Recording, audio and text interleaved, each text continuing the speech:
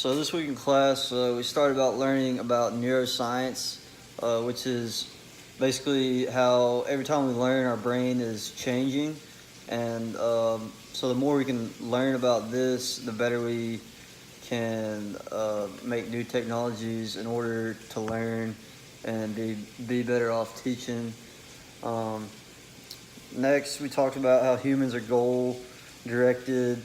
Um, and we are actively seeking information, skills, beliefs, and concepts that influence what they notice about their learning environments. So basically, trying to figure out what our best way to learn and what good environments we can put ourselves in to best suit our learning abilities.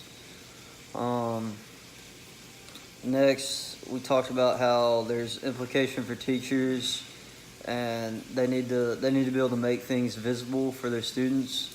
Um, in other words, kind of draw out pre-existing understandings. So if a student understands something that they've learned in the past, and we figured out a good method or system that works for them in that way, we need to build off of that and just branch off of that and continue to teach our students in whatever way is best suited for them.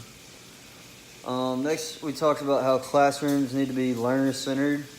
They need to be focused on the students and what's going to best fit them.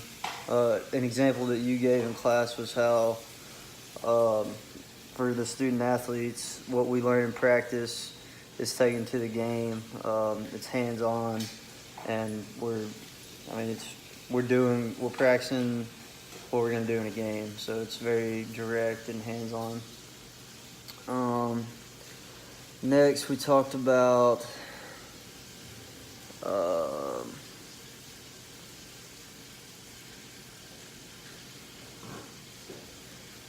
how there's different cultures and backgrounds in every school and every classroom, and kids' ability to organize different information can be based on those backgrounds. So, as a teacher, we need to be aware of this and be able to teach different types of students to whatever will best suit the whole classroom, but at the same time make sure we're not singling out any individual culture group.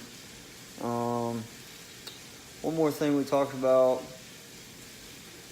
was the role of the teacher moves to educational facilitator with all this new online and technology advancements that we have going. Like the one we learned about today, they have the playlist for the students. Rather than calling it a textbook, they call it a playlist. So